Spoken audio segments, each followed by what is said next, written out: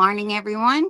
Welcome to Coffee with Chrissy. I'm having a little rough start with my gadgets this morning, and we all know how much I love that. So sorry I'm late. Happy Friday.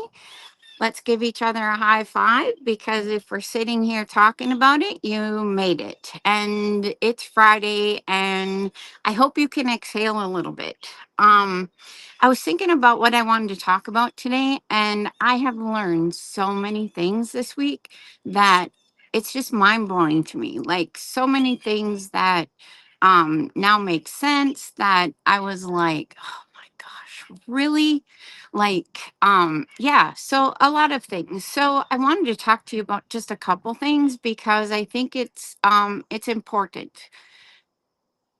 It's important to understand ourselves. So the first thing is I came to the realization this week that, and I know this is probably for you like duh, but not really duh, because when we're in the middle of like really hard things, it's hard to realize that you are hijacked, right?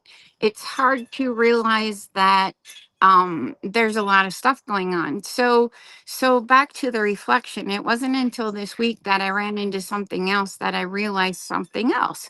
Our heart and our minds rarely connected. And especially if something's hard and it's happening right in front of your very eyes, your heart and your brain are two different things. Like their jobs are two different things, so to speak, right? So what made me aware of this was the fact that there have been times where I just need people. That's not true.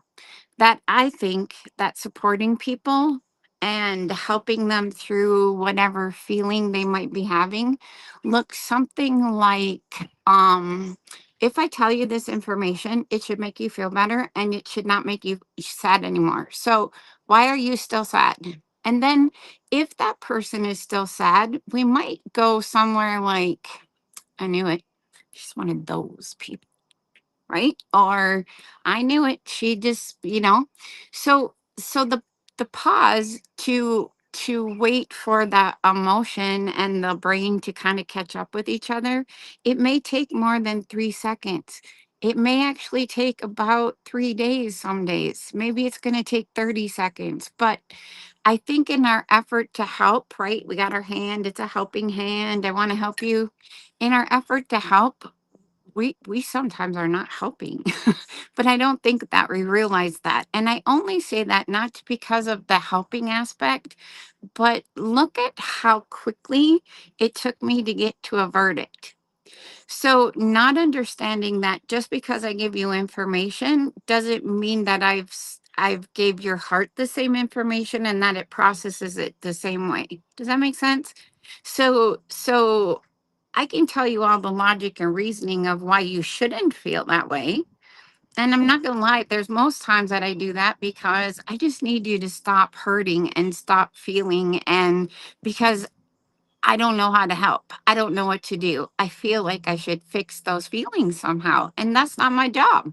It is 1,000% not my job. But I don't remember that. I don't remember to remind myself that maybe. So the reason I say this, because I don't know, think about the last conversation you had with someone that you feel very passionately about. You feel that the other person's perspective of that maybe could use some more information, right?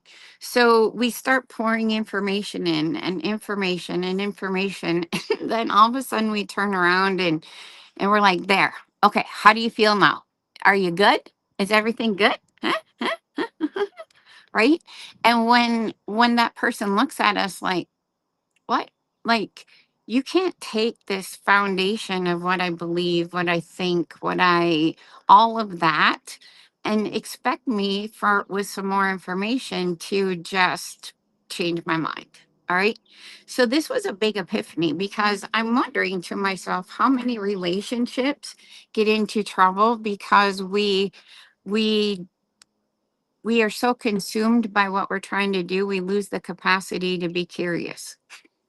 So this is a bigger story. So part of what I learned this week and kind of put into some of my learnings and my logic is that if you don't have the capacity, you're probably gonna not be so able to um get curious. So it's kind of like doing all these sessions, these professional sessions in these facilities. I've come to the conclusion that if someone says, okay, now you got to go sit down over there and listen and learn and think, and you're like, what? Okay, all right, and even if you have a heads up, running around like a chicken with your head cut off before you get there does not create more capacity to be able to be there. It actually sucks the capacity out of you, right? So, one of the things that I'm doing different in facilities now is I'm just going in and having coffee, and I'm still trying to get it figured out and still trying to figure out what it sounds like. But what it mostly sounds like, and what we kind of pivot on, is our capacity is filled by the things that are in our virtual backpack, our metaphorically padded backpack, right? And so when we start looking at what is actually inside the backpack, I want you to think about, what are the top two things you woke up thinking about this morning? Okay. So, what is the story you were telling yourself about, or that you are telling yourself about those things that are in your backpack? Okay. Now, of those things in your backpack, if I asked you how much of your brain are those things taking up, like how much of your capacity is it taking up, what would you say?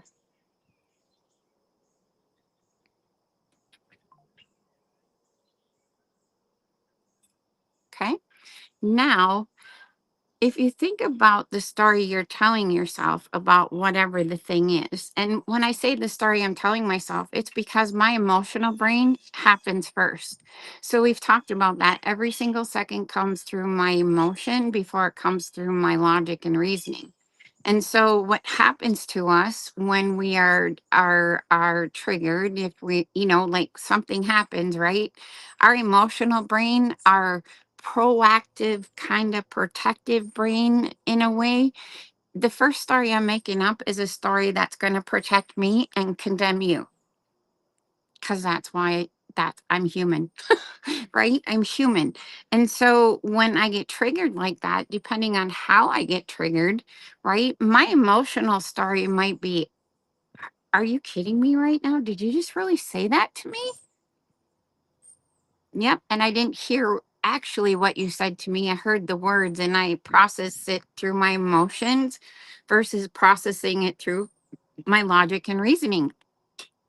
And that's a human thing. There's nothing we can do about that. Okay.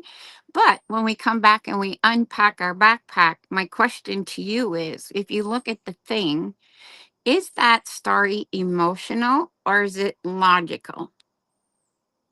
And you'll know that because if you look at the story, look at how much of that story is true.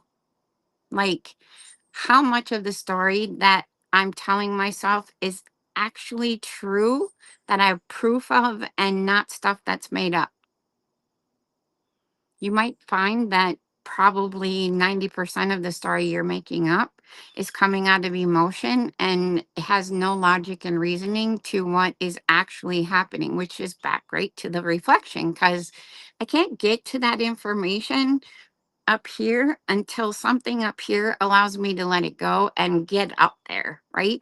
Like I have to feel the feels before I can logic and reason anything out, right? It happens in two different places. And so when we're unpacking that backpack, the reason why we need to ask ourselves, is this true? Is this, what do I know to be true? What are the facts, right?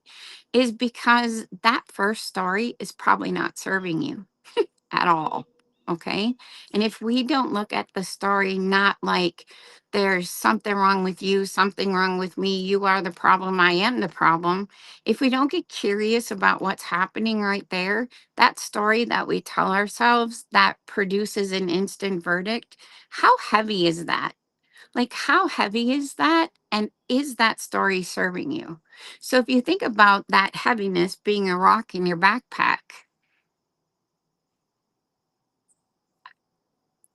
is it as heavy as you think it is?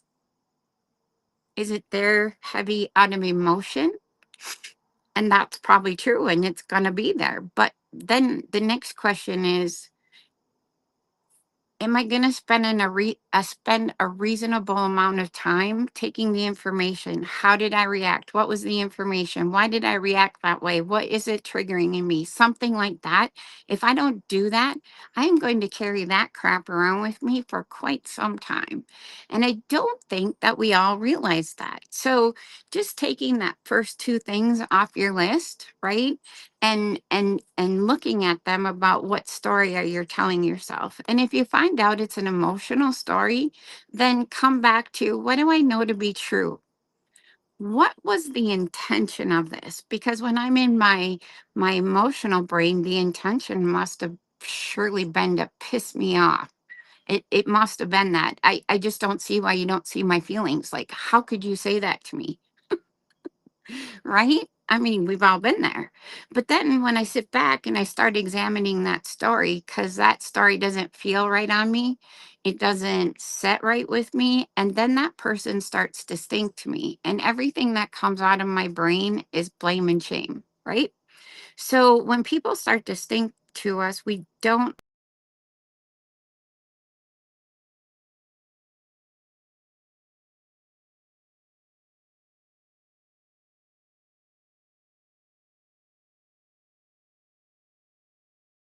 There you are. Oh my goodness. I don't know.